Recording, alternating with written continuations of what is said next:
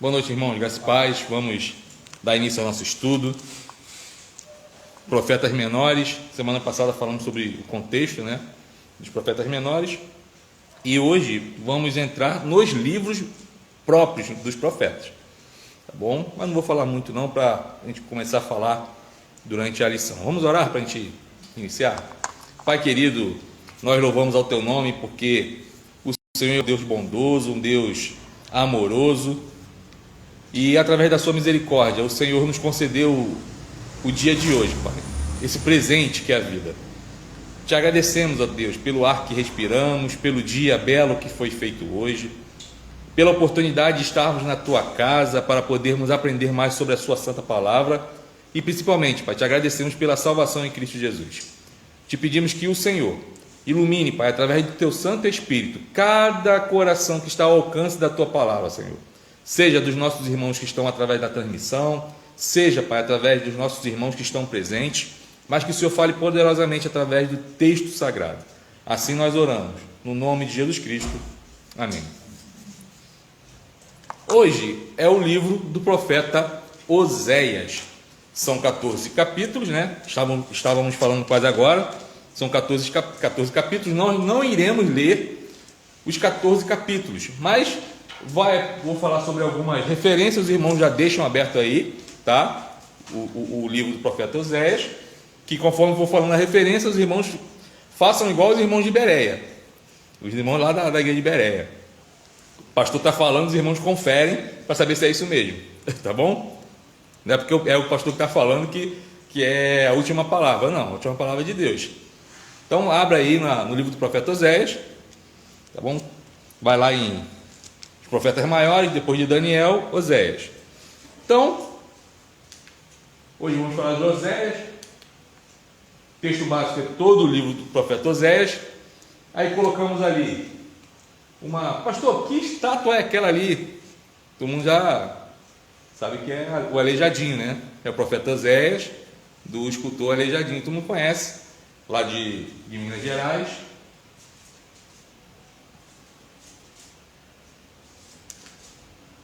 Então temos aí, Alice, é o capítulo, é o 3 IPS.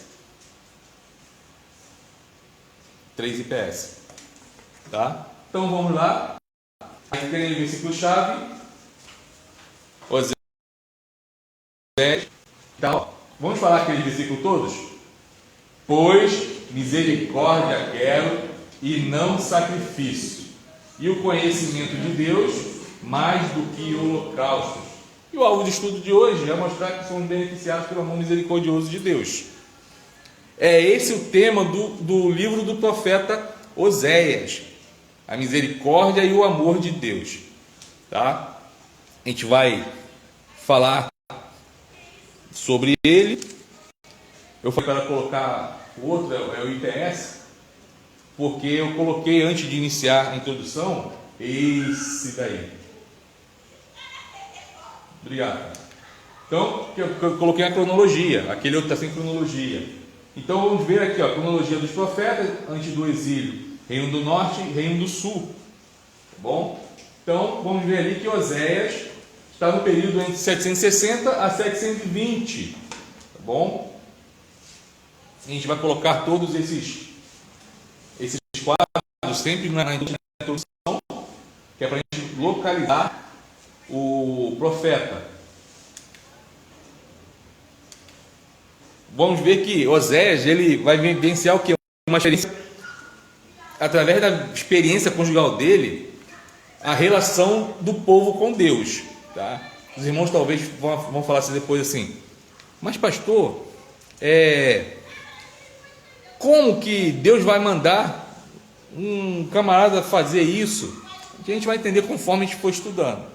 Bom, então a sua história pessoal vai ilustrar com profundidade o amor leal que Deus nutre por seu povo e a despeito da tristeza que a infidelidade produz no coração divino.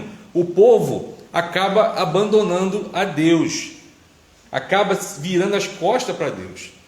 E o interessante que Oséias ele usa, através da inspiração do Espírito Santo, através da inspiração de Deus.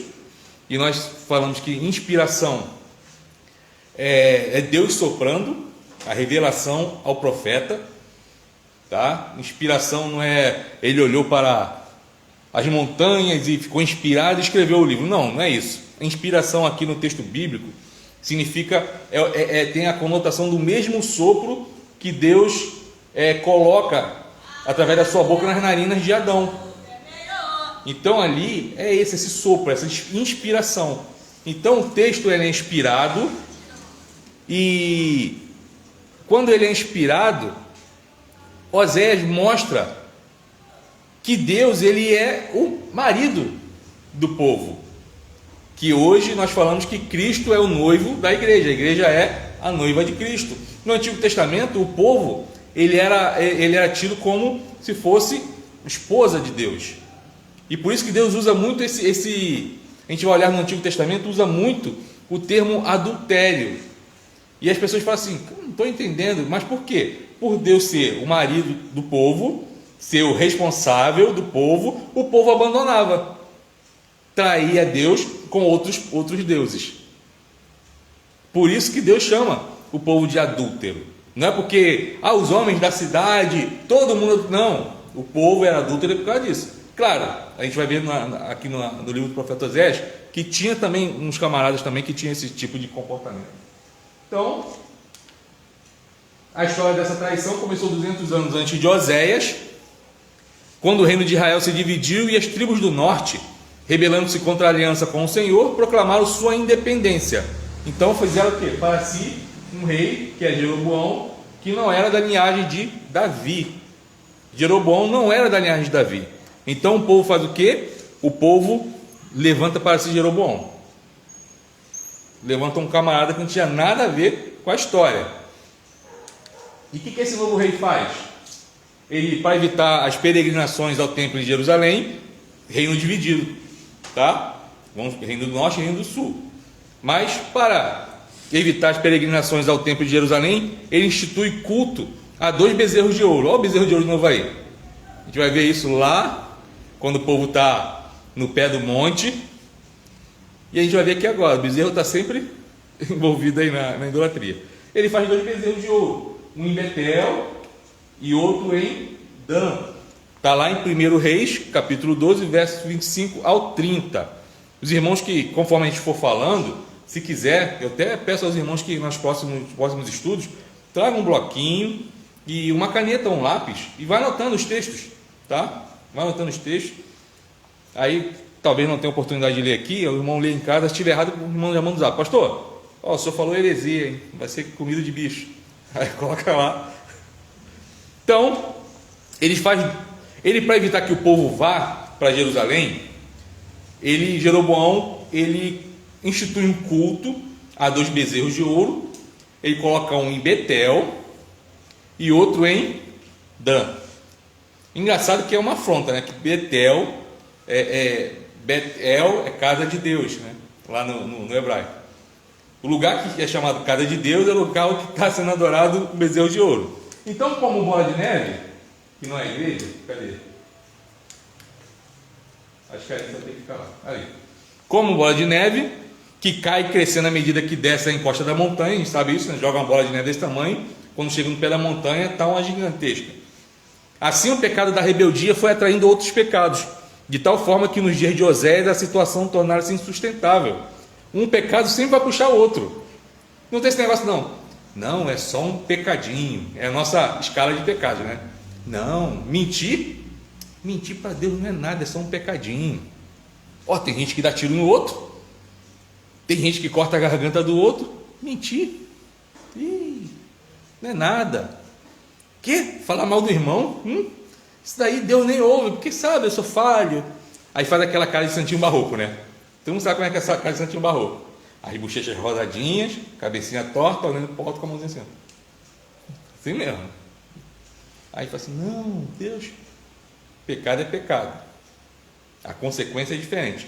Pecado é pecado. E um pecado sempre puxa o outro. Então o pecado da rebeldia do povo foi atraindo outros pecados. Vamos falar a verdade, não é assim na nossa vida? Pecado não confessado, não arrependido, não traz outros pecados? Traz. Traz. E não era diferente com aquele povo. Então nós vamos ver três que existe, conforme nós falamos, né? Como se fosse uma corda. Eu queria pegar outra imagem, mas como se fosse uma corda amarrada, tá? Efeito dominó. Melhor, efeito dominó. Todo mundo talvez já tenha brincado, já tenha visto isso. Efeito dominó, você levanta o dominó, tu faz a carreira, você desenha o que você quiser com o dominó, em pé, daqui a pouco só encosta em um assim, ó. O que acontece com os outros? Pensei que o irmão fala assim, bate com um gabão. Não é isso. Você vai bater no primeiro, pode ter 3.000, ele vai sempre. E outra, se você não for rápido e interceptar isso no início, você não vai conseguir mais, porque ele acaba sendo mais rápido que você. E você vai correr para tentar parar e não vai conseguir.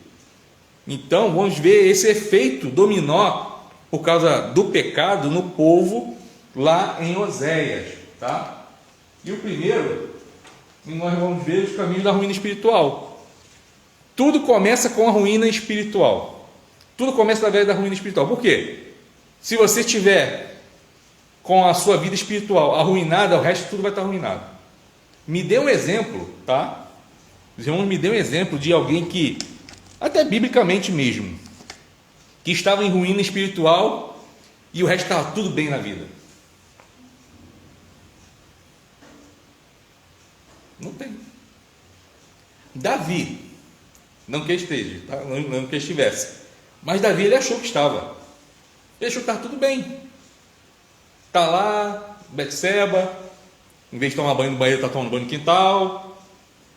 Davi, em vez de estar na guerra, está na varanda de casa, está lá na rede, lá, olhando lá para os passarinhos e tal. Ele olha, deseja, possui, aí ele faz um plano maquiavélico, hollywoodiano. Ele vai e fala assim, bota o camarada na frente. Eu já falo, vira e mexe, falo isso, né? Vai que ele era o cozinheiro, bota o cara na infantaria, no quartel. Bota na infantaria, vai logo de frente, logo para... Aí Urias, que só sabia lutar com uma colher de pau, tá com a espada na mão, morre. E Davi? Estou bem. Nada está acontecendo de mal. Então, ficou meses assim, achando que está tudo bem. Até chegar o profeta Natan e falar, isso. O que o senhor faria? O quê? Eu faria isso. Rei, esse camarada é o senhor. Que aí ele se toca. Porque ele achou que estava bem, mas não estava nada bem. É tanto que a mão de Deus pesou sobre ele. Rei, poderia muito bem chegar e falar, Senhor, deixa a criança viva. Mas não. A criança morreu, então se a criança morreu, não tem mais o que fazer. Vida que segue. Mas ele vive essa falsa realidade de estar bem. Só que não estava. A vida espiritual dele já estava lá no ralo. Depois ele se arrepende, que nós falamos, o pecado, ele arrependido e confessado, Deus perdoa e o ser humano é transformado. Mas enquanto não tem, vai ficar na ruína espiritual. É o que aconteceu com o povo. O povo, a gente vai olhar o livro do profeta Oséias, vamos ver isso. Então, nos dias de Oséias, o povo tinha se tornado o quê? Prósperos. Oséias é um profeta pré-exílico, antes do exílio, tá? Ele é um profeta pré-exílico. Vivia na sua prosperidade. O povo estava na prosperidade. Então Jeroboão II, filho de uma geração de reis alheios à vontade de Deus, estava no trono. Vamos ver lá em Oséias capítulo 8, verso 4. Tá bom? Oséias capítulo 8, verso 4. Tá lá. Eles estabeleceram reis, mas não da minha parte. Constituíram príncipes, mas eu não o soube. Da sua prata e do seu ouro fizeram ídolos para si, para serem destruídos. Então o povo elege uma pessoa que não era da vontade de Deus. Mas Deus não é soberano, Deus vai na urna com você para votar? Uma pergunta. Ano que vem é ano de eleição. Deus vai apertar lá o verde, confirma? Tem gente que acha, né? Vai lá que acha. Tem gente que não ora, não pede orientação e vai lá e... Mesma coisa, o povo escolheu Jeroboão, que era de uma linhagem de reis que só fazia besteira no reino. O povo nem olharam e falaram assim, calma aí, vamos ver pelo menos a linhagem se é legal, se vale a pena colocar esse camarada lá. Mas não, o camarada só fazia besteira. Então o que ele faz? Coloca Jeroboão no trono. Então a mente do povo já estava cauterizada pelo pecado. Por quê? Prosperidade, ruína espiritual, prosperidade. Eles viviam na luxuosidade, né? No luxo. Vivia como posso falar? Com dinheiro no bolso. Não era essa palavra, com dinheiro no bolso. Na suntuosidade, nos seus luxos. Então, ele não importava. Então a religião havia se tornado liturgicamente rica, mas teologicamente pobre. Era uma liturgia bonita de se ver. Bonita de se ver. A gente vai olhar isso. Quem já leu o livro do profeta Oséias fala sobre isso, né? Das festas de lua nova, de não sei o que. Então tinha uma representação bonita. Às vezes eu paro para ver a missa do galo. A missa do galo é Natal? É no Natal ou é no Ano Novo a missa do galo? É Natal, né? Aí a Cláudia fala assim, você fica vendo aí, porque eu acho bonito, não é porque eu quero ser católico não, tá, irmão? Não é isso não. Mas eu acho bonito aquela liturgia, aquele coro cantando e tal, vazio. Vazio. Só tem a beleza. Aí estão lá diante de um Jesus de gesso, e aquela liturgia vazia, os cânticos vazios. É o que estava acontecendo com o povo. A sua liturgia era rica, era bonita, mas teologicamente, que tem a ver com Deus, não tinha Deus na liturgia deles. Não tinha. Era uma liturgia vazia, era um culto vazio. E a pior coisa que existe é um culto vazio. Você chegar e ouve os cânticos, tal, mas depois sai de lá, não tem nada no culto. E aí? Prestou? Valeu a pena? Deus condena isso. Por isso aquele texto que nós lemos no início, Oséias 6,6, fala sobre isso. Fala, misericórdia quer e não sacrifício, e conhecimento de Deus mais do que o holocausto. Mais do que o holocausto. Então, a liturgia, a religião havia se tornado liturgicamente rica, bonita a se ver, mas sem conteúdo, não tinha Deus no conteúdo. O sincretismo religioso era tolerado, porque os deuses dos povos ao redor já fazia parte do culto deles. É tanto que Jeroboão faz o quê? 2 bezerros de ouro, um em Betel e um em Dan. Então o sincretismo religioso era tolerado. Baal estava lá dentro. Baal estava lá. E todo mundo sabe quem é Baal, né? Fala Baal, lembra de quem? Profeta Elias. Profeta Elias. Então Baal estava lá. O zelo pela palavra de Deus era negligenciado. Os israelitas agiam como crentes de fim de semana. O que é crente de fim de semana? Aqui, tá? A crítica não é para aqueles que só podem ir final de semana, não, tá, irmão? Tem aqueles que trabalham semana, então só pode ir final de semana. A crítica aqui vai para aqueles que podem ir qualquer dia da semana, independente da igreja, denominação, pode ir qualquer dia da semana, mas só vale domingo. Por quê? É o que eu falo sempre, tem que fazer o quê? Pegar lá o seu cartão e pá, bate lá, coloca lá na letrinha do seu nome e vai embora.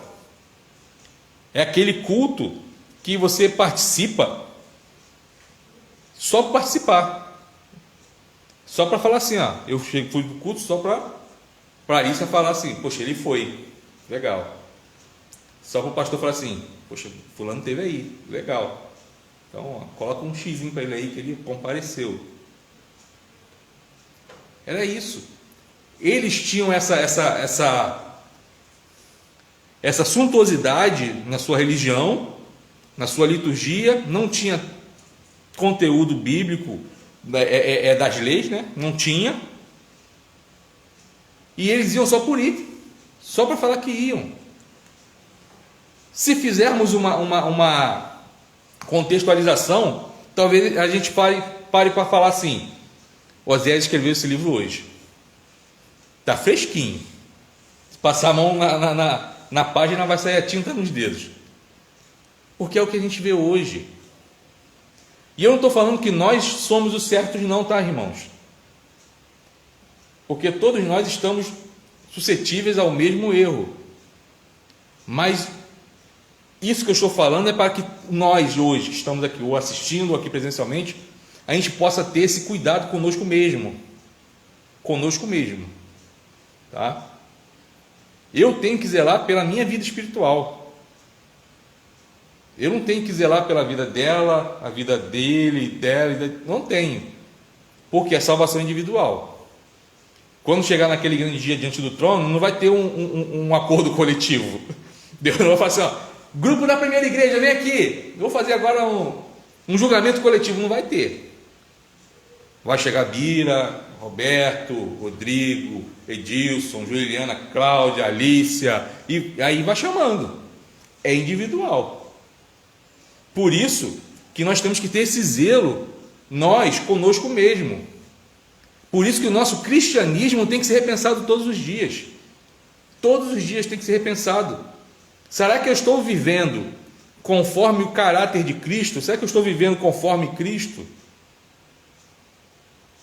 É esse zelo que eu tenho que ter. E a partir do momento que eu tenho esse zelo comigo, com a minha vida espiritual, o resto começa a ser abençoado. Quando eu não tenho esse zelo com a minha vida espiritual, pode anotar, o resto vai ser desgraça. Porque um abismo chama outro abismo. Efeito dominó. Por isso que eu tenho que fazer essa pergunta: como está a sua vida espiritual hoje? Como está a sua vida espiritual hoje? Hoje. Essa é a análise que você tem que fazer. Que nós temos que fazer. Essa é a análise. Como está a minha vida espiritual hoje? E eu costumo sempre falar assim: se Cristo voltar agora, como Ele vai me achar? Como? Como? Então, os israelitas, eles agiam como crentes de fim de semana, gente de vida dupla, que reservava o sábado para uma devoção ardorosa e os demais dias da semana para ganâncias, prazeres e até mesmo a idolatria. Porque o sábado era sagrado. Era sagrado. Então, sábado, não venha que eu não faço mais nada. É o meu Shabá. Então eu não faço mais nada.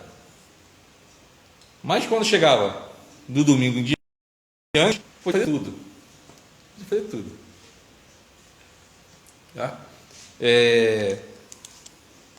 Me vem na cabeça agora uma história. Não deixa eu parar essa história. Senão a gente acaba. O tempo vai. Passou de 7h30, o tempo voa. Então, outro dia eu conto essa história. É uma história mesmo. Então eles faziam isso. Dia de sábado, eles eram religiosos, iam para o templo, ia fazer o que tinha que fazer, entendeu? Queimar os seus incensos diante dos seus ídolos, mas o restante eles podiam fazer o que eles quisessem, tá? É igual aquela história que eu sempre falo, que tem gente que fala que salvo sempre salvo. Sou salvo sempre salvo. Se eu sou salvo sempre salvo, então posso fazer o que eu quiser. Eu posso cair na gandaia, eu posso ter 5 mulheres, eu posso cair bêbado, posso usar drogas, eu posso fazer o que eu quiser, porque eu sou salvo. Só que a palavra de Deus não ensina isso. Não ensina isso. Então, crente de vida dupla tem que tomar cuidado. Não, domingo, aquela pessoa que a oração é mais bonita, mas na segunda-feira, da mesma boca que saem as orações mais bonitas, saem os palavrões mais terríveis. Mais terríveis. Saem palavras que não se falam, não deveriam se falar. Na mesma boca que chega naquele dia, lá era o sábado, vamos falar no domingo, é aquela que canta louvores, chega, levanta a mão e tudo, é que na segunda-feira em diante está falando mal de alguém, está fazendo fofoca. Então temos que ter zelo pela nossa vida espiritual. A dupla personalidade dos israelitas corrompeu-lhes os conceitos de moralidade e espiritualidade. Então eles passaram a viver longe da verdade, do conhecimento de Deus e do amor leal. Está lá em Oséias 5,4.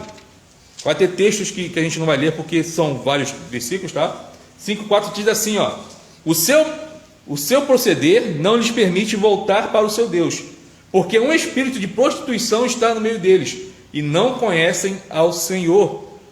Então passaram a viver longe da verdade, do conhecimento de Deus e do amor leal de Deus. Então perderam a capacidade de discernir entre o santo e o profano. E quando acontece isso, irmãos, só a misericórdia de Deus. Quando não consegue discernir o que é santo e o que é profano. O que é santo e o que é profano. Não, isso aqui é de Deus, e daqui não é de Deus. E hoje em dia, tá? Hoje em dia, 2021, né, filho? 2021, na minha cabeça 2021. Hoje em dia tem pessoas assim, não sabem a diferença do que é santo e o que é profano. Entre a virtude e a vergonha, entre a liberdade e a libertinagem.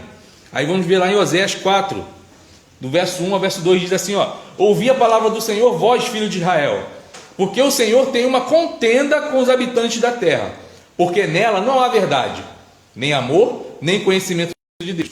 O que só prevalece é perjurar, mentir, matar, furtar e adulterar.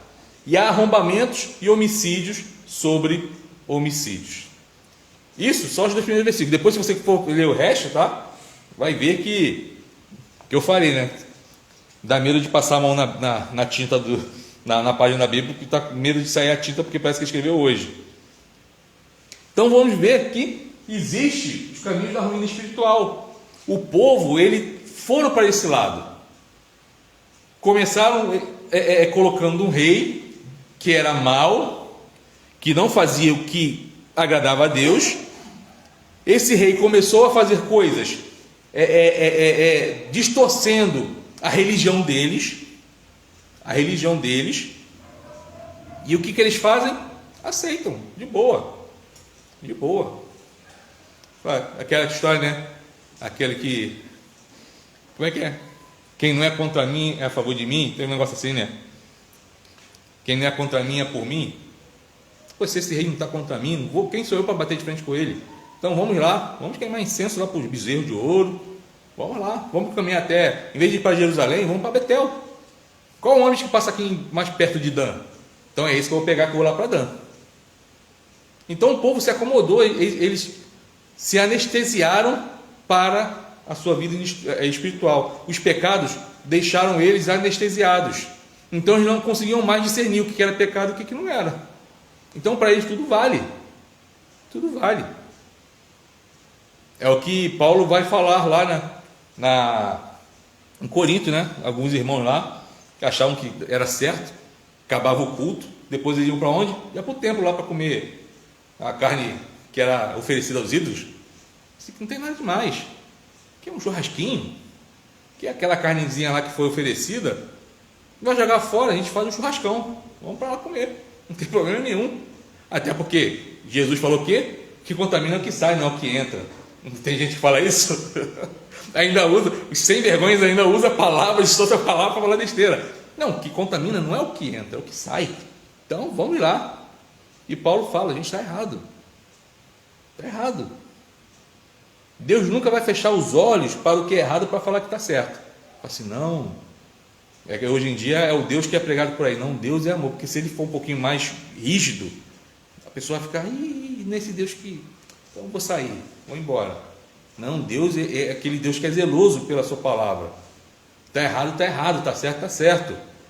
Cabe a nós obedecermos. Ponto. Ele não está interessado em falar assim, essa palavra aqui é dura. Então, mas aqui não é isso que está escrito não, tá? Não é isso que está escrito não. Porque ele vai falar assim, eu vou perder adepto. Deus não está interessado em perder adepto. Até porque ele já tem os filhos dele. Ele sabe quem são os filhos dele. Então,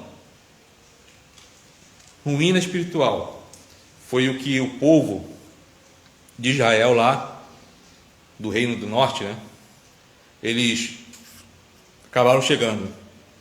Aí, como efeito dominó nós falamos, a ruína espiritual acaba cambando para a ruína moral. A ruína espiritual vai levar para a ruína moral. Então, a gente vamos ver o que? As atitudes, os efeitos das atitudes daquela sociedade corrompida se fizeram sentir na alma do profeta e também no seu lar. Oséias experimentou no peito uma amostra da dor que o Senhor sentia por causa da infidelidade do seu povo. A gente vai olhar isso lá no início do livro do profeta, tá? Nós não vamos ler, mas nós vamos dar uma olhada, porque lá no verso 2 do capítulo 1, o que o Senhor fala? Vai, toma uma mulher de prostituições e terás filhos de prostituição, porque a terra se prostituiu desviando-se do Senhor. Tem gente que fala assim, não, daí é alegórico, tá? O profeta Oséias, ele não fez isso. Ele não fez isso. Em nenhum momento está escrito aqui que ele fez isso. Não, Deus usou esse artifício pedagógico, vou colocar assim, né? Artifício pedagógico para ensinar o povo. É igual assim, você vai ensinar uma pessoa sobre o inferno. Sobre o inferno. E a pessoa fala assim, não existe inferno. Aí você mostra biblicamente que existe inferno. O inferno vai estar lá, eternamente, um lago de fogo e enxofre. É o inferno. E a pessoa, não, isso daí é alegórico. Aí tu fala assim, acende o fogo, bota a mão em cima, vê quanto você aguenta.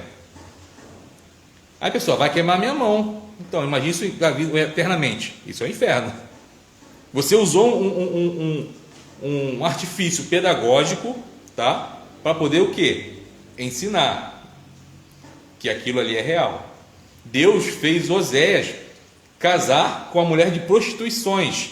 Então, existem duas interpretações para esse texto, tá? A primeira é que Oséias casou-se por orientação divina com a mulher de passado maculado, dando-lhe a oportunidade de um novo recomeço, uma nova vida.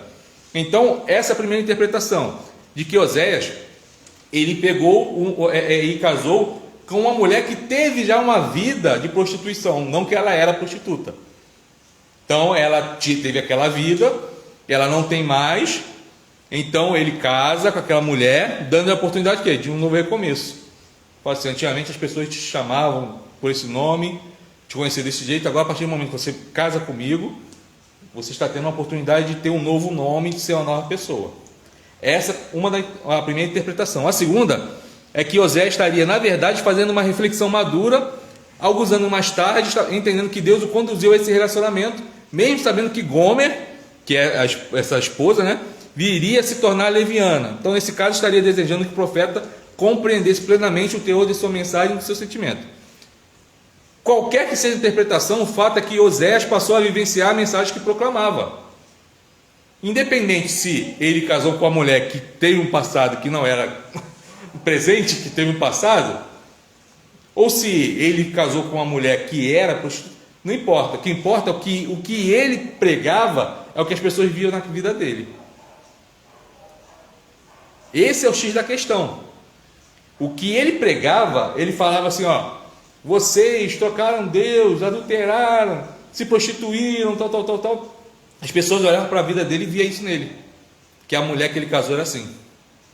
Então Deus pegou esse exemplo. Então, na infidelidade de sua esposa, ele pôde ilustrar o adultério espiritual dos israelitas com Baal. Aí no capítulo 2, verso 8, está aí, Ela, pois, não soube que eu é que lhe dei o trigo e o vinho e o óleo, e lhe multipliquei a prata e o ouro que eles usaram para Baal. Interessante que essa mulher, Gomer, né? Ela já está casada e ela fala assim, deixa eu ver se eu acho que está no capítulo 2. Porque diz, irei atrás de meus amantes que me dão o meu pão e a minha água, e o meu linho, o meu óleo e as minhas bebidas. Está no verso 5. Ela falando isso. Aí Deus fala o quê? lá no verso 8, assim, ela, pois, não soube que eu é que lhe dei o trigo, e o vinho, e o óleo, e lhe multipliquei a prata e o ouro que eles usaram para Baal. E ela achando que estava abafando. E Deus faz aqui, se você for olhar, né? Deus está fazendo essa comparação entre a infidelidade que o povo tinha, através de Gomer, que Gomer tinha tudo, mas ela faz o quê? É aquela que fala assim, não, tem de tudo, mas fala assim, isso aí não me satisfaz. E vai atrás desses homens para querer ter a sua luxúria. E o povo de Israel fez a mesma coisa. Imagine só, um povo que está cativo, é liberto, durante a sua trajetória no deserto, Deus sustenta todos os dias, e o povo ainda reclama, né, que queria cebola do Egito, que queria tudo isso que tal. Então, o povo reclama, e Deus mesmo assim, com a sua longanimidade, né, sua paciência, Ele está lá com o povo. Chega no momento da história em que o povo olha para tudo isso e mesmo assim torna-se infiel a Deus. Mesmo assim, Deus ainda ama esse povo. Isso que eu acho interessante nesse texto de Oséias, que mesmo o povo sendo infiel, conforme ele diz, né, se prostituindo com outros deuses, adulterando com Baal, Deus ama esse povo. Por isso que o tema é misericórdia e amor de Deus. A gente vai chegar nesse ponto daqui a pouquinho, tá? Então, a gente vamos ver que mesmo assim o Senhor tratava Israel como uma esposa amada. A gente vai ver isso lá no verso 19 e verso 20 do mesmo capítulo 2, está assim, ó: desposar-te-ei comigo para sempre, desposar-te-ei comigo em justiça, em juízo, em benignidade e em misericórdias, desposar-te-ei comigo em fidelidade e conhecerás ao Senhor. Mesmo assim, Deus continuou tratando como a esposa amada. Então Israel preferiu buscar os favores e os prazeres de um outro senhor, que é Baal. Baal significa senhor, né? Então, assim como Gomer deixou-se seduzir pelas atrações mundanas e pelos benefícios materiais que poderia obter com a sua leviandade, então ela se deixou se seduzir com o que o pecado oferecia. A gente está falando da questão moral, que o povo, eles começaram a andar por caminhos tortuosos por causa do seu pecado, da sua ruína espiritual. Que nós falamos que uma coisa vai levar a outra. Se nós não cuidarmos da nossa vida espiritual, daqui a pouco a gente já está ladeira abaixo. E quando formos olhar, já estamos aqui, ó, de lama. Que o pecado é igual a areia movediça. Você está lá, aí está achando que está bem, aí você fala assim, poxa, estou um pouco incômodo. Tu mexe, vai afundar mais. Esse é o pecado. Vai puxando uma coisa, vai puxando outra. Israel trocou o compromisso com Deus e a pureza da vida espiritual pelos benefícios materiais oferecidos pelos seus amantes satânicos, que são os deuses pagãos dos povos ao redor. Está aqui, ó, do verso 5 ao verso 9. Nós já lemos, né? Do verso 5. Aí, verso 6: pois, portanto, eis que cercarei o seu caminho com espinhos e levantarei um muro contra ela, para que ela não ache as suas veredas. Ela irá em seguimento de seus amantes, porém não os alcançará. Buscá-los-á, sem contudo os achar. Então dirá, irei e tornarei para o meu primeiro marido, porque melhor me ia então do que agora. Ela, pois, não soube que eu é que lhe dei o trigo, o vinho, o óleo, e multipliquei a prata e o ouro que eles usaram para Baal. Portanto, tornar-me-ei e reterei a seu tempo o meu trigo e o meu vinho, e arrebaterei a minha lã e o meu linho, que lhe deviam cobrir a nudez. Ele está falando do povo. Oséias é um profeta pré-exílico. O povo, quando foi levado cativo, eles tinham, vamos for aqui, eles tinham pão todos os dias. São cativos, são prisioneiros. Vamos olhar para a perspectiva de prisioneiro. Tem? Será que tinha os alimentos todos os dias? Será que quem levou de cativo fala assim, não, vocês são prisioneiros, mas toma aqui um prato de comida? Aqui. Não. Água todos os dias. Será que eles tinham água todos os dias para beber, todas as horas? Lã para se aquecer. Linho. Roupas bonitas. Será que eles tinham? Prisioneiros, cativos, exilados. Será que eles tinham essas regalias todas? Que é o que Deus está falando. Vai chegar um tempo que o povo, representado por Gomer, não vai ter isso, porque eu vou reter. Ele fala isso aqui no 9. Portanto, tornar-me-ei e reterei a seu tempo, tá? No tempo determinado. Tudo isso que ela acha que tem de luxúria, eu vou reter. Vai chegar um tempo que vocês, povo, não vai ter mais isso. Esse é o castigo que Deus dá ao povo. Esse é o castigo que Deus... Mas, conforme a gente fala, Deus é um Deus misericordioso. É um Deus amoroso. Ele olha o povo. O povo está em ruína espiritual, que leva a uma ruína moral. Mas Deus, ele traz sempre o quê? A restauração.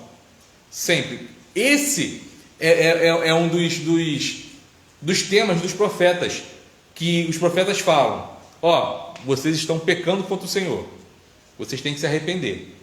Se vocês se arrependerem, vai acontecer isso. Se vocês não se arrependerem, infelizmente, vai acontecer isso.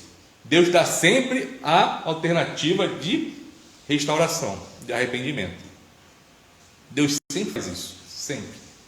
Não existe um pecador na face da terra que Deus não dê a oportunidade de arrependimento. Não existe. Todos, a palavra de Deus diz, todos pecaram, todos. Todos. Por isso Deus dá o quê? A oportunidade de arrependimento. Então vamos ver que agora tem o caminho da restauração. Então, apesar de toda a rebeldia, a idolatria que o povo vivia, a imoralidade que eles viviam, vocês querem ver a imoralidade do povo? Leiam o livro do profeta Oséias. Se vocês chegarem em casa hoje, o culto termina às 8. Se vocês chegarem em casa às 8h30, 8h40, se vocês pararem, 9h30 vocês já leram o livro todo. 14 capítulos, mas tem capítulos que são 5 versículos. Rapidinho vocês leem. Vamos ver a que ponto chegou a imoralidade do povo.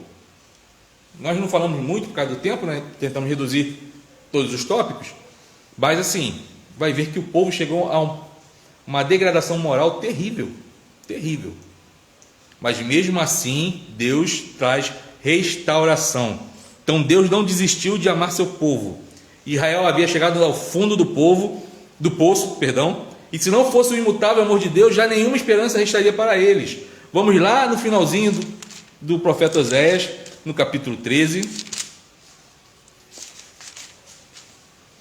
Aqui no verso 14, diz assim, ó: eu os remirei do poder do inferno e os resgatarei da morte. Onde estão a morte as tuas pragas? Onde está o inferno a tua destruição? Meus olhos não veem em mim arrependimento algum. Então Deus, ele continua amando o seu povo. Então já nenhuma esperança restaria para ele, se não fosse o amor de Deus. Se não fosse o amor de Deus por cada um de nós, não teríamos esperança nenhuma. Não teríamos esperança nenhuma. Falemos a verdade. Se não fosse a graça e o amor de Deus, você estaria aqui hoje? Talvez muitos de nós não estaríamos vivos hoje. Se não fosse a graça e o amor de Deus, muitos de nós, até dos irmãos que estão em casa na transmissão, não estaríamos aqui hoje. Não estaríamos vivos hoje. Isso tudo que nós estamos vivos hoje, graças a Deus, na presença dele, puramente por graça e amor. Puramente por graça e amor. Gomer também chegou ao fundo do poço, vendendo-se por favores sexuais a fim de pagar suas dívidas de boemia. O profeta, tendo aprendido a amar segundo o amor de Deus, se dispôs a procurá-la e a saldar suas dívidas. Então ele faz o quê? Resgatou-lhe a liberdade e a trouxe de volta para casa. Gomer perdeu temporariamente os privilégios, mas foi perdoada. A gente vai ver isso lá no capítulo 3 do profeta Oséias, tá? Que fala sobre a paciência de Deus. Então olha aqui, ó. Vou ler só o início aqui, tá? Diz assim, ó: vai, outra vez ama uma mulher amada do seu amigo e adúltera, que nós falamos essa semana, né? Do camarada que foi domingo de manhã na escola bíblica. se não me engano, falou sobre, tinha um camarada, foi quando? Foi domingo de manhã ou foi terça-feira que nós falamos? Foi terça, né, na reunião de oração, que um camarada, um vídeo que nós vimos aí de um camarada que distorceu a palavra de Deus e falou assim, vai lá, ama uma mulher, amado seu amigo e adultera. Aí o repórter falou assim, não, tá errado, aqui tem um acento, é adúltera. Acho que todo mundo já viu esse vídeo por aí. Então, ó, como o Senhor ama os filhos de Israel, embora eles olhem para os outros deuses e amem bolos de passa, aí ele começa a discorrer, falando que ela vai esperar para ela não se corromper, mostrando mais uma vez o quê? O perdão. Então Deus restaura o caído, movido por seu intenso amor, mas não negligencia o pecado. Deus, ele vai restaurar o caído, o pecador, mas ele não negligencia o pecado. É o que nós falamos, Deus perdoa os nossos pecados? Perdoa. Mas vai ter consequências os pecados? Hein? Deus perdoa os pecados, mas a consequência fica. A consequência fica. Aí vamos olhar lá no Davi, aquela cena que nós falamos, né? Betseba, tal. O que foi falado? A espada ficará na sua casa. A espada não sairá da sua casa. O pecado tem consequência. Vai ter consequência. Ih, Senhor, eu pequei. Senhor, me perdoa em nome de Jesus. Perdoou. Mas a consequência vai ter. Consequência vai ter. Então, para ocorrer restauração, é necessário que haja correção. Alguém pode abrir para mim Hebreus capítulo 12, verso 6? Pode ler para mim? Hebreus 12, 6.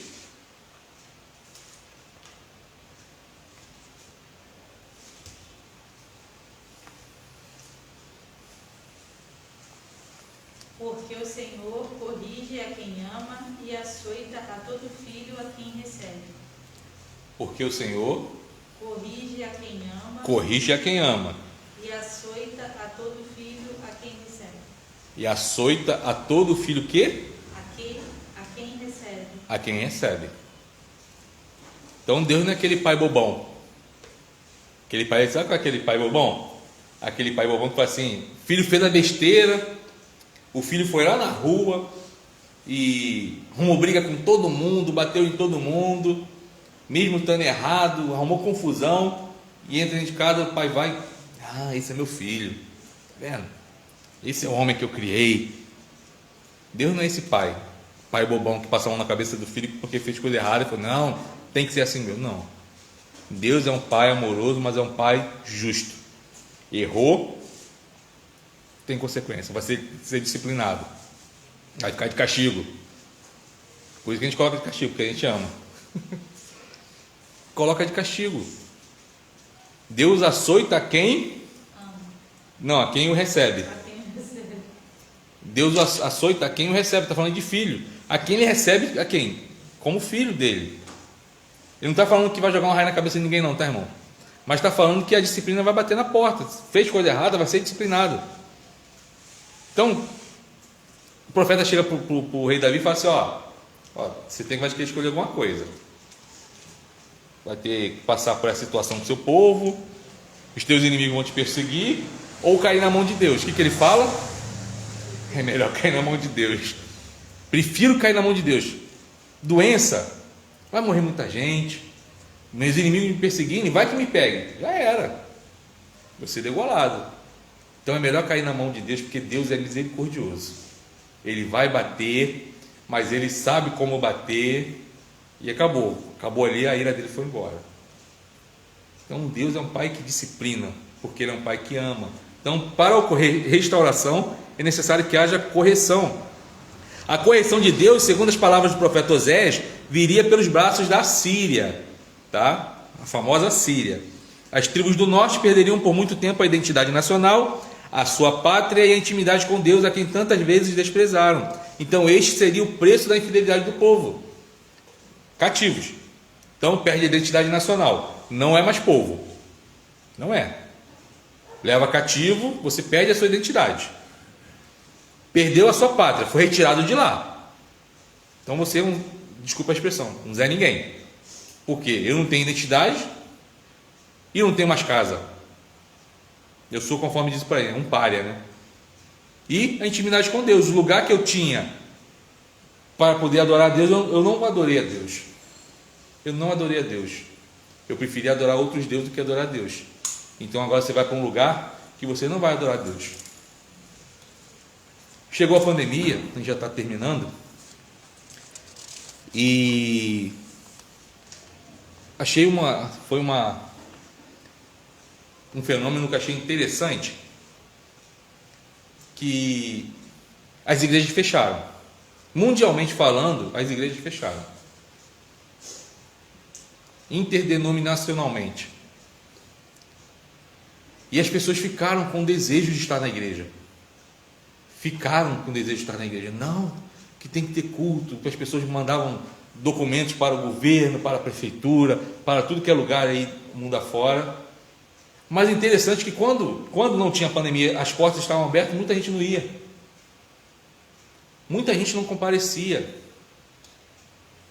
Pós-pandemia também. Foi só um fenômeno no momento do pico da pandemia, que nós ainda estamos na pandemia.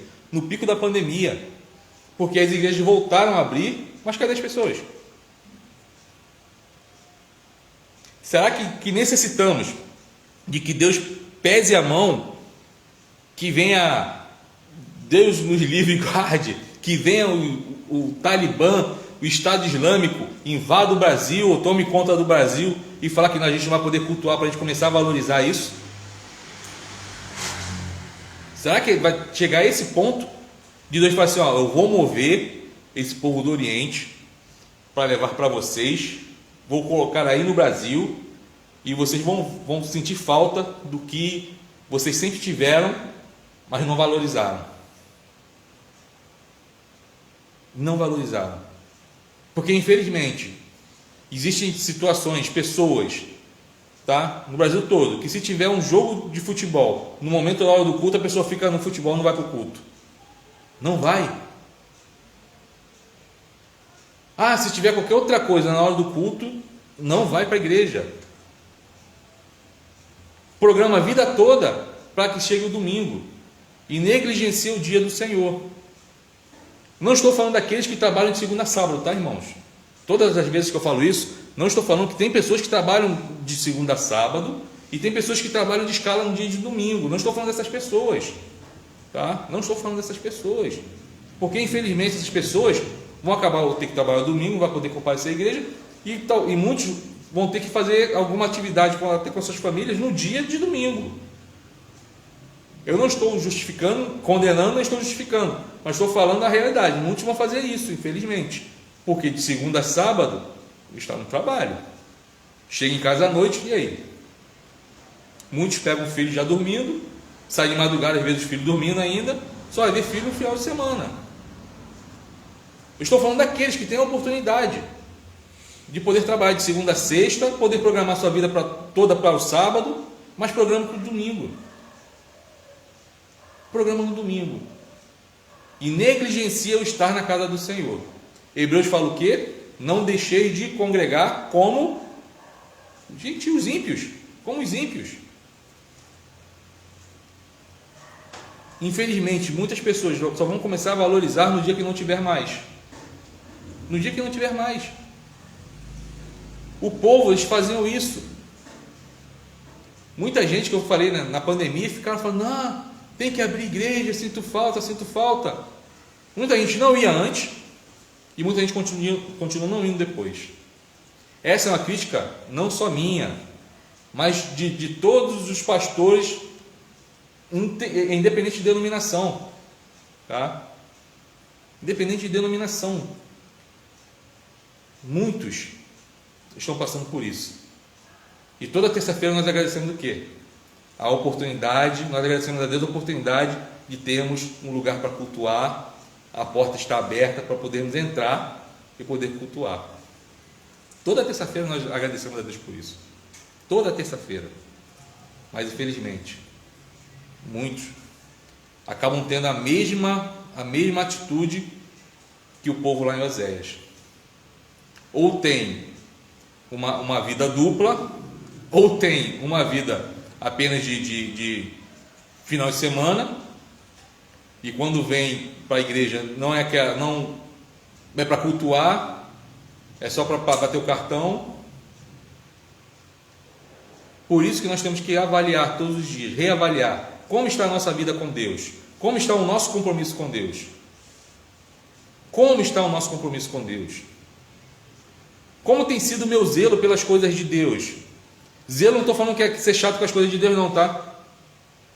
Estou falando de ser zeloso, amar a palavra, amar a Deus. Estou falando desse tipo de zelo. Não é o zelo de chegar assim e falar assim: ih, o banco está torto, vou ajeitar o banco porque eu tenho zelo pela coisa. Não, não é isso não, irmãos.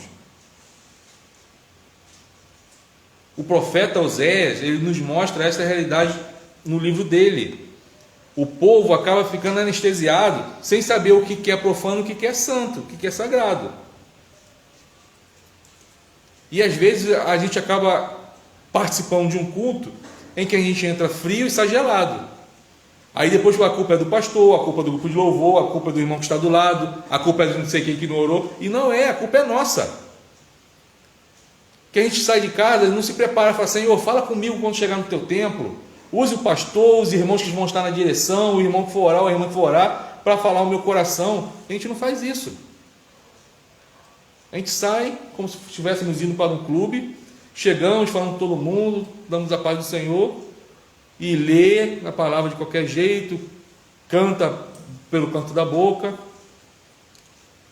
e sai e fala: o culto hoje não me agradou, o pastor hoje não estava com unção, as irmãs que tocam não estavam com unção hoje, porque eles cantaram, não arrepiaram a minha espinha não gelou. A oração que o irmão fez é uma oração assim, parece que ele está em pecado, porque a oração assim, eu não senti nada na oração dele. E não são as pessoas, somos nós. Somos nós. Os profetas menores, eles vão vir para nos confrontar. Para nos confrontar. O confronto de hoje do profeta é esse. É esse. Me desculpe até os irmãos se eu estou sendo um pouco mais ríspido. Mas a palavra de Deus tem que ser assim, ela tem que me confrontar. Eu tenho que colocar na balança. Como está a minha vida com Deus? Será que eu estou me igualando a esse povo? Será que eu estou me igualando a esse povo? Será que eu estou adulterando, tirando Deus e colocando outro Deus, amando outro Deus no lugar dele? Que outro Deus é esse, pastor? Só tem crente. Ninguém aqui tem santo em casa, não estou falando isso não. Outro Senhor, Baal é Senhor? Pode ser o que eu sempre falo, pode ser a família no lugar de Deus, o emprego no lugar de Deus, o dinheiro no lugar de Deus, o carro no lugar de Deus, a casa no lugar de Deus. É quando coloca alguma coisa no lugar de Deus, pode ser o que for. É quando eu olho para o meu coração e olho para o trono dele e tem outra coisa sentada no trono que não seja Deus. Quando eu faço isso, eu estou adulterando. Eu estou me prostituindo. Eu estou largando o meu noivo, que é Cristo, o meu pai, que é Deus, estou amando outras coisas. Que a gente possa sempre orar: Senhor, que eu não seja igual a esse povo. Que eu não seja igual a esse povo. Que eu possa provar do seu amor, mas sem ter essa atitude desse povo. Que eu possa me arrepender antes que o Senhor venha a pesar a mão sobre mim e fale assim: você pisou na bola, não vai se arrepender não? Que eu possa pecar e na mesma hora que eu pecar, eu falo assim: e pequei, Senhor, me perdoa, eu não queria fazer isso, mas pequei, Senhor. Igual o filho pródigo: Senhor, Pai, pequei contra ti, contra os céus, já não sou digno de ser chamado teu filho, me receba como um dos teus trabalhadores. E o pai faz o quê? Vem cá, meu filho. Vem cá, meu filho. Troca de roupa, dá um banho nele que está sujo. Bota uma roupa limpa nele. Bota um anel, que é meu filho. As pessoas têm que olhar para ele, têm que ver que é meu filho. Coloca o anel, que é o selo da família, para quando as pessoas olharem para a mão dele e falarem assim: esse é filho dele. Que a gente possa ter esse sentimento. Que a gente nunca venha a ter que passar que o povo de Israel passou, né? Que o Senhor continue fortalecendo a nossa caminhada. continue fortalecendo a nossa fé e que através das nossas vidas nós possamos sempre, todos os dias, agradar a Deus e glorificar o nome dele através da nossa vida. Que o Senhor abençoe a sua vida, que o Senhor continue falando ao seu coração, assim como nós vimos, mesmo diante de uma ruína espiritual, de uma ruína moral, Deus trouxe a restauração, às vezes agarra a palavra, a restauração ao povo de Israel. A restauração já chegou na nossa vida através de Cristo Jesus. Chegou através de Cristo Jesus. Fomos lavados por um precioso sangue. Que a gente possa, através desse estudo de hoje, levar também esse conhecimento a outras pessoas. Que a gente possa propagar o que nós aprendemos hoje. Amém? Que Deus abençoe a sua vida. Antes de orar, para encerrar, só lembrando dos avisos. Domingo de manhã, não, sábado de manhã tem plenária da SAF, certo? 9 horas. 9 horas da manhã, as irmãs que são sócias da SAF, que participam da SAF, estão convidadas e convocadas a estarem. Domingo de manhã, 9 horas da manhã, temos o nosso culto, dando sequência na série de exposição do livro de Gálatas.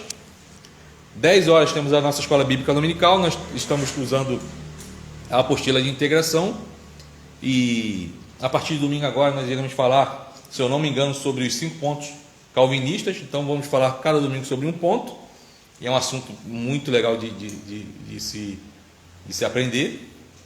À noite o nosso culto de adoração e a série de exposição na primeira epístola de Pedro. Vamos fazer um curso de capacitação para professores da escola bíblica dominical, para adultos e para criança, tá? Vamos fazer, o próprio pastor vai dar esse curso, e a apostila já está pronta, e vamos começar na primeira segunda-feira de setembro. Segunda-feira, pastor? Sim, porque eu só teria segunda-feira ou sexta-feira. Sexta-feira muitos irmãos não podem. Muitos irmãos chegaram e falaram, pastor, tem como mudar? Porque sexta-feira eu trabalho, sexta-feira eu chego muito tarde. E segunda-feira é um dia que acho que é mais tranquilo para todo mundo. E as pessoas com quem eu falei, falaram que segunda-feira é legal. Então vamos fazer o quê? O quê? Primeira segunda-feira, nós estamos programando 4 segunda-feira, a partir das 19 horas, tá? Não iremos até 10 horas da noite, não. Vamos até 8, no máximo 8h30, para não ficar muito tarde também. E conseguir diluir os ensinos durante esses 4 segunda-feiras.